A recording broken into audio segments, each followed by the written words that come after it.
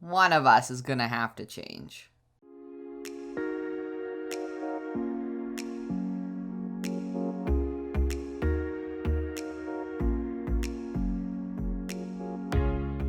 Now that that's out of the way, welcome back to another episode of Tibala Moody. Since there is no game this time, we start this episode with more Foxy and Slack collab farm debacles, successes, and lessons learned. Foxy fixes the iRaid farm and meets back up with Slack to proudly tell him about his success before starting to work on a gold farm together. After several attempts going back and forth between a portal-ticking farm and a nether-based farm, potentially in a nearby overworld nether wastes, they eventually settle on a portal-ticking farm by their witch farms with a drop to pointed dripstone kill mechanism. After numerous tests where nothing goes wrong, they decide to try again another day to deal with the issue of piglins backing up in the water streams of the collection tray.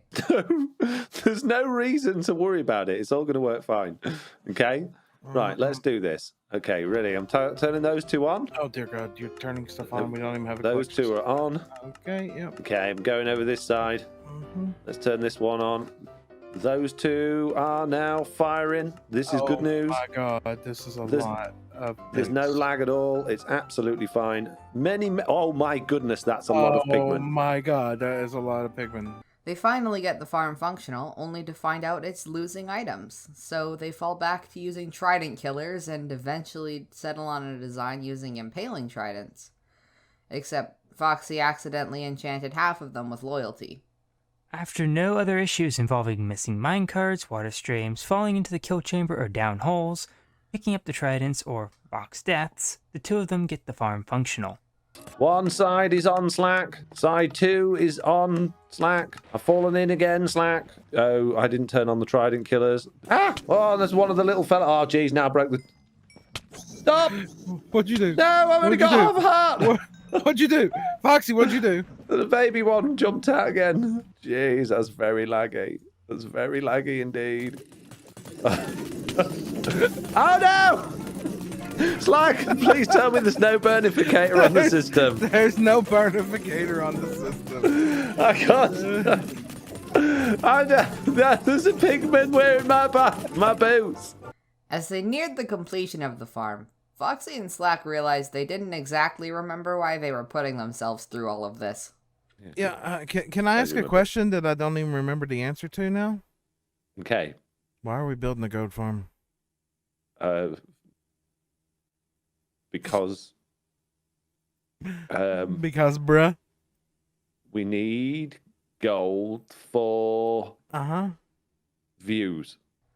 Gold farm finished, Slack decided to entertain us by doing our job for us, with a clip show displaying all of the times things weren't so simple. The link should be displayed on screen right now, and if we remember, it'll be in the description too. This video made me laugh so hard, please go watch it.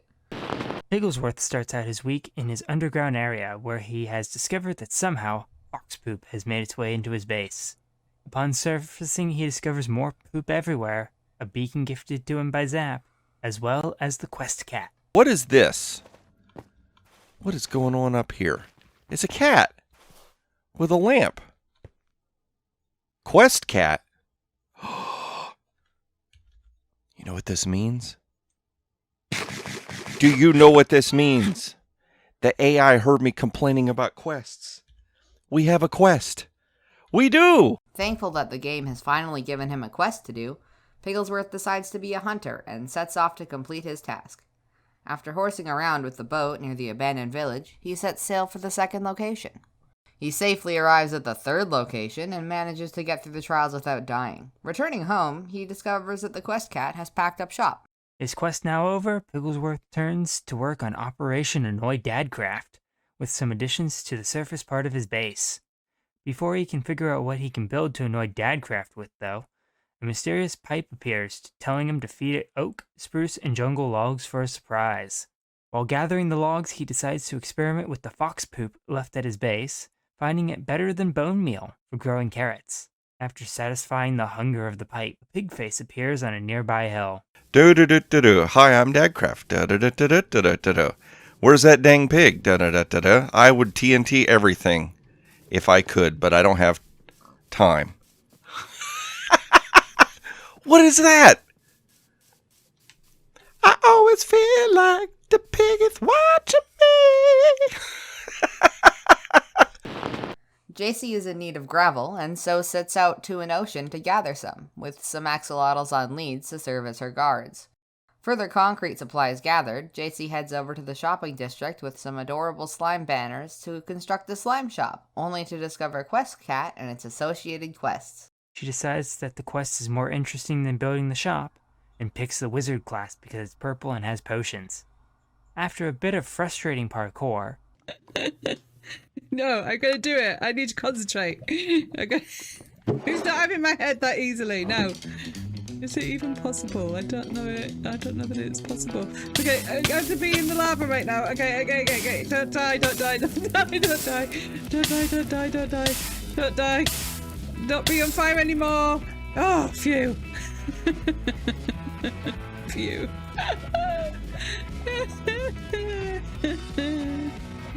If I had fire resistance... Oh, okay, I tell you what. If I had the fire resistance and was very, very careful, I could use that lava to get up to that.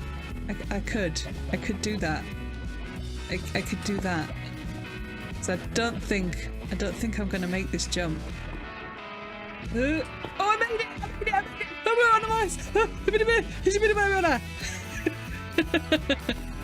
No, I'm not gonna make that. This is horrible. Okay. Yeah, that's it. I did it. I could cry. Yeah, I want my stuff. Give me my stuff. She is eventually successful in her quest, and upon returning to the shopping district, finishes the slime shop. Beardstone, the quest master himself, however, is busy building a quad slime farm, which is giving him a bit of deja vu.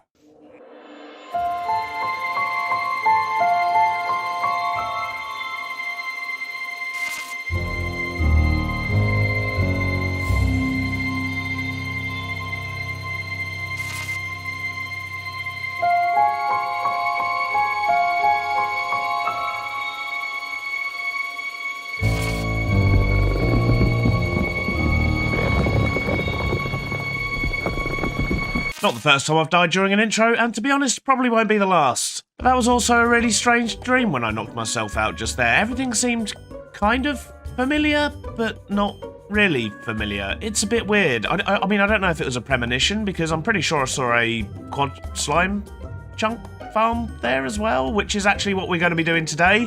So maybe it's a flash from the future? I really don't know. I'm very confused right now. After constructing a very, very green room that comes out in Tiz's base, he returns to his city to address the 2 buildings still unconstructed.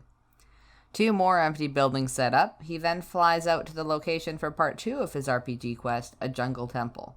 Underneath the temple, he explains the traps that will hopefully kill the players, including more parkour, a labyrinth, and minigames that should get him the heads he is looking for.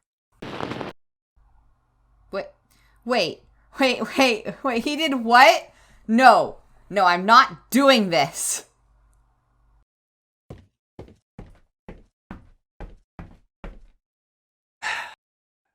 So, Sloy started out his week building more ships for his TNT battle minigame. Since he needs to build the same ship 5 more times, he decides to use Structura. Hold on. I can do you one better. Boink. Ow. I placed it backwards. Okay. Pirates of Caribbean soundtrack playing. And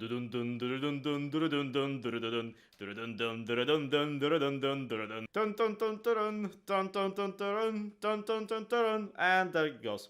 And enlists some help from Lyarrah. After swapping the poop deck, he teams up with a recently pooped on Bruno to get revenge on Tiz. They return Tiz's poop to him by dumping it back on Tiz's circus tent, which is apparently just big enough to use all the poop. Oh no. Tiz, why? Tiz, you didn't have to do this. Please don't. don't do this. This is not like the kind of build that you need to keep. Jeez. Oh, he took all of the concrete and he just rebuilt it perfectly block to block right next to the thing. Jeez, we really are the poop server, aren't we? Welcome to Truly Bedrock, the poop server that all the other servers are laughing at. Space, come back. I can't read Tiz without being incredibly snarky and inappropriate. There's a reason you write this part of the script. Roll the first clip where I go get them. And I was looking around where we could potentially poop. That's not what I meant. Wonder why it always seems to glitch out on Tiz's face.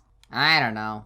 Okay, I'm back. Sorry about that. We're only covering one Tizzy video this episode, but a lot happened, so without further ado, Tizzy borders his base area with Douglas firs just in time for that time of year when all the stores start playing Christmas songs, and gathers the materials he needs to decorate his gold farm. Unfortunately, not for Christmas.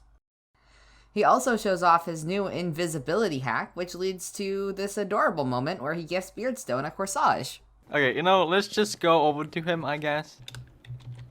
Okay, I give him a bush, and I wrote down a sign saying "Bush Bros." Zloy apparently said that Tiz isn't much of a threat on stream recently, and Tiz was pretty upset by that. After deciding to fill one of Zloy's castle towers with a dangerous aquarium, he realizes he has no sea pickles, and ends up making a deal with Lee to get some, and then goes to a coral reef anyways. He uses the sea pickles, some kelp, bone meal, and mossy cobblestone to decorate a lovely little home for Zloy's new prickly pets, which he risks his life to introduce to their new home. Let's tie that out and go quickly. There we go. There is so many. We had a Zappalicious amount of videos to cover this episode, so I'm going to try and keep it somewhat succinct by just reading Zap's video descriptions. Space, we should try and have some semblance of professionalism. Okay, but, I could do that thing high schoolers do, where they just run every word through a thesaurus so it doesn't get flagged for plagiarism. Like this, see? This day, you and I attach osseous matter into the diminutive fields. Ourselves thereupon step aside from our keyboard, in addition to constructing a fresh chicanery kiln. Please just no. Yeah, no, you're right. That was terrible. Okay, so, Zap spent a lot of time on and off camera Zap spent a lot of time on and off camera accidentally making white dye instead of osseous matter, bone meal, for his new sugarcane and carrot potato nano farms. Diminutive tater farm? All I have to do now is take some bones. That is the first time I've done that today. Okay, so I did forget the order of Zap's episodes. Before he set up his nano farms, he actually had a small incident while cheesing the wither.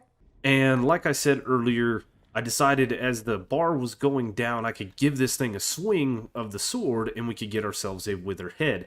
And we did. We got ourselves 2 without any incident, and it was really, really cool. And I thought, hey, maybe I should get some more for the rest of the Truly Bedrock members, right? That'd be a nice thing to do. So I went in for the kill, and I got wither affected. I did not want to die, so I ran over here.